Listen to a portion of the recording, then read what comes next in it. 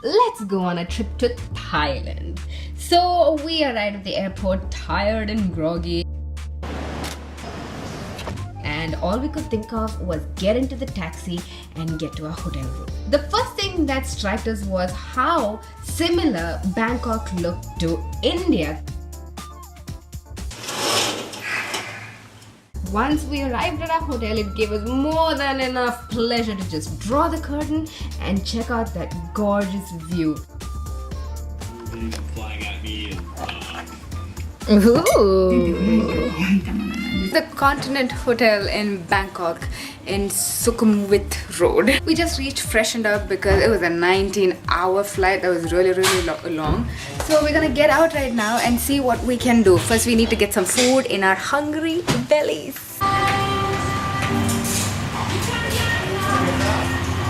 So we decided to just walk down the street, and there was this place called Indulge right next to our hotel. The place served authentic Thai cuisine, and obviously the first day in Thailand, what else would you eat? We started our lunch with Caesar salad, and then we went on to lamb masaman curry. In a few minutes, the waiter himself is going to explain to us about the different kinds of curries. So we have the 4 kinds of curries here in Thailand. So one is the green curry with chicken, but that is also they call it soup. And then we have also the Panay curry. And then the yellow curry, the Kang curry, and then this one is number 4 is the Masaman curry. One curry that they call in South, that is they call Kang Song. Kang Song, that is the yellow curry that is really very spicy. It's good to eat with the fish. Yes. Thank you. Bangkok is very famous for their street food. I'm a huge fan of street food, but the way the little street shops were placed right next to a really dirty water canal, I just couldn't get myself to eat any of those, but they looked really tasty. I'm sure you've heard of this, but Thailand is a shopper's heaven. Whatever you need, you will find it on the street right in front of you. Another thing that stood out to me is how it was written in the airport that you are not allowed to get a tattoo of Sri Buddha, you're not allowed to buy any merchandise of Sri Buddha, but the streets were filled with paintings and clothes and tattoo artists, everything related to Buddha. We are walking around looking for a good place to get a massage.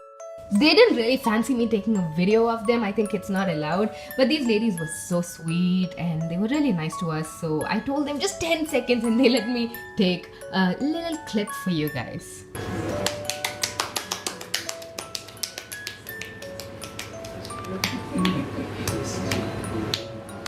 Oh my god, you guys, it's just 250 baht, that's like 2.5 KD, but $6 US, and they do like a 1 hour massage on you. Okay, we went in for a foot massage, but they also massage our hands, our shoulders, our back. Usually I'm not a massage person, I don't enjoy massages, but this was something else. I went for the massage just because my friends, they said you have to try the Thai massage, it's completely worth it. So it was so good, it was so good. I kind of borderline slept off in between, that's how relaxing it was. And Ruben, he slept and he snored, he was having a good time. We are just getting out. It's about 7 p.m. We are thinking of checking out the nightlife in Bangkok. Let's see. We're not much of a nightlife kind of people anymore. We've become old and boring, but let's see. As the sun went down and as the night sprung up in its full glory, all of these little night markets have sprung up on the sides of the street, and they sell everything. You get small little idols of gods to souvenirs to, well, glasses to everything. Once again, the street food of Thailand. Here we have an assortment of, I mean, look at all the different varieties. You've got squid and crocodile and chicken and beef, and I don't even know what the rest are, but I am trying to kind of turn away from meat, so this was not looking very appealing to me at all. So I didn't try this. Instead, I'm at an Italian, I don't even know if you can see me. You might be able to see me now. We're at an Italian restaurant called Medini in the Continent Hotel, and look at the view. It's crazy. It's so beautiful. Actually, on the other side of the restaurant they have a better view, but we couldn't get a seat there. First up on the table we have the Nordica Pizza. It's got mascarpone cheese and smoked salmon, and it looks absolutely wonderful. And we also ordered a plate of Alfredo. When it comes to Italian, Alfredo has to be one of my favorites. Simple and just so yummy. Also very sinful, but look at that, so yummy. After that really wonderful dinner, we decided to head out to Sukhumvit Soi. That is a street basically which is like the nightlife hotspot of Bangkok, and oh yes, you get to that place and it's thumping. The beat is just like everywhere. So we were excited. We are at a loft hotel and we are going through the levels club. Let's see how it's gonna be.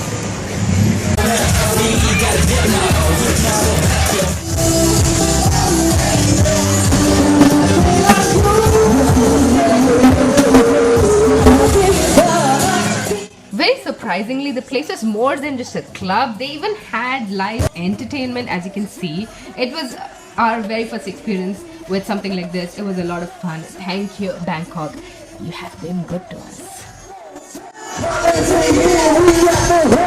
It's the end of day 1 in Thailand. It was an amazing day. I haven't slept in over 24 hours. So I'm so tired, and I didn't let myself rest because I knew if I rested, I would be like, I'll see you tomorrow. Bye! Good night!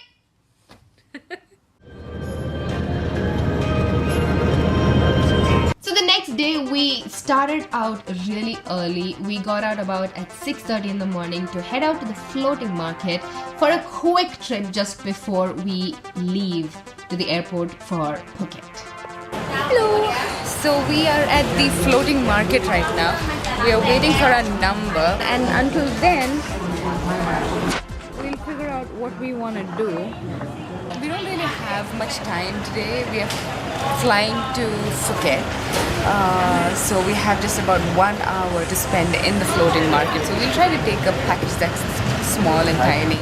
It took about 1 hour for us to reach here, and I'm tired and groggy. I don't know if you can tell. I've really gone heavy on my winged eyeliner to help me look away.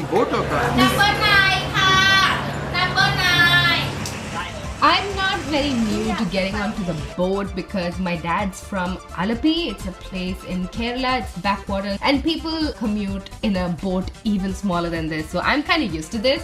But for a person who's not used to boats and water and stuff, this can be a little scary.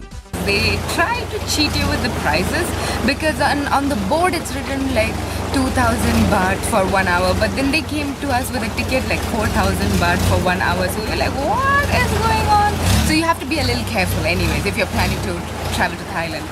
This looks very much like India, guys. This looks so much like my dad's hometown. It's called Alapi. As beautiful as it was, the water was extremely polluted. I'm very sorry to say this, and I hope I don't offend anyone. It was really, really dirty. So dirty. I don't want the water to touch me. And then we took a turn, and here comes all of the markets, you guys, right in front of you. Anything under the sun that you want, you can buy it right here. From clothes to toys to souvenirs to gifts. You get lights and lamps and everything over here. But you have to keep in mind that it is crazily overpriced, and if you can kind of spot the faces of the tourists, nobody really looked happy. They were all kind of grumpy, because I guess it really gets to you at some point, because you know it's being overpriced, and they're not very friendly people in Bangkok, you know. They just make like a big deal about it. It's not very pleasant, you know. I got this Vietnamese hat for my sister because she has a hat collection, and I really do believe that we paid too much for it. We paid 300 baht for it. That's like 3 dinars for a hat. And then of course we had to buy our fridge magnet and shot glasses, which we buy from every country that we travel to. And another thing is, the guy who rides your boat, he literally stops in every single shop. So you don't really want to buy from every single shop, you know, because there are many shops. We had to tell him, please don't stop everywhere, and that's when he stopped stopping everywhere. But really, look at all those things you get. They're absolutely beautiful, but crazy overpriced. It's not cheap at all. Not at all. Be careful. They come out with their calculators like this, and they just type in an amount which is like 100 times more than what you should be paying, and they give you the calculator back, and you can type in the amount you're gonna pay, and that's how the bargaining happens there. It's a little funny, but it's just how it goes there. And then they get upset and pissed off if you don't really go for their number. The bargaining is crazy. But all in all, it was an oddly romantic feel, although the water was really dirty, and at some points it even smelled really bad. But it was really nice. It was very relaxing and calming. It is definitely something worth seeing, so have a good time, you guys. If you come to Bangkok, check it out.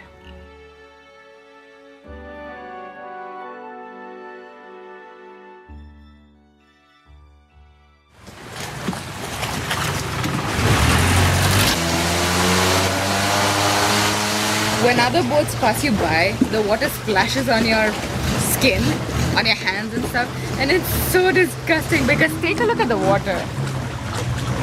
It's really dirty. If you are getting hungry or a little bit thirsty, you even get freshly cooked food right there in the floating market. Also, you get your assortment of drinks, whatever you wish, fresh juice to beer to water, whatever you want. And if you are the kind of tourists that don't like to be in touristy place, you shouldn't be here, because this place was overcrowded. And this is like at 8 in the morning, you know.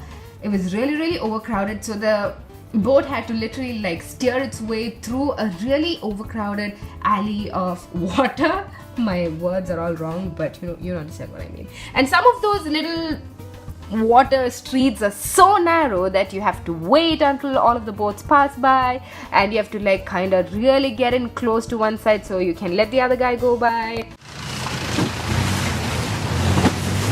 Oh no! We're gonna bounce a lot now. Bounce it, bounce it, bounce, bounce, bounce.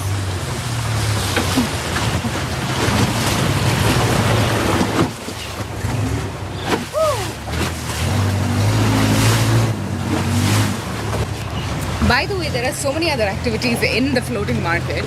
Cobra shows and elephant riding, monkey shows, crocodile shows. I wanted to talk about a few of my thoughts about the floating market. One, you need to bargain like crazy. It's a fun place to shop at, especially if you want to buy something for your friends and family back home, but you really up your game at bargaining. You know, you need to have a price in your mind and stick to it, and they'll give it to you. And secondly, the food. You get plenty of amazing, really yummy looking food and drinks and beverages and everything in the floating market. But we brave enough to really try it because the whole atmosphere was a little unhygienic, we felt, so we were not brave enough. But I'm sure I've heard a lot of people talk about the food, so if you're brave enough and if you have a strong stomach, thing with me is that I have a sensitive and weak stomach, so I can't really go out and just eat anywhere. I will have food poisoning.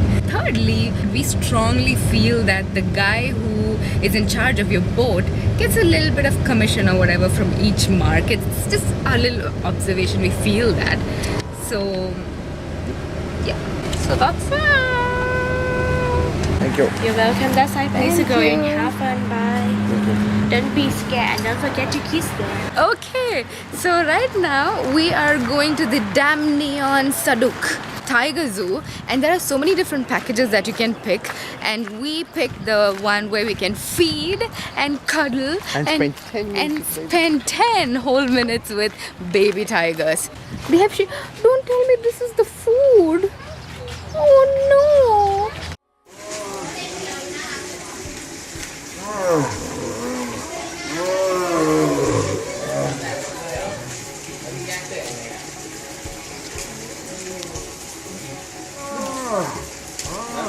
These are the big guys that we can pet, so I think they're Ooh.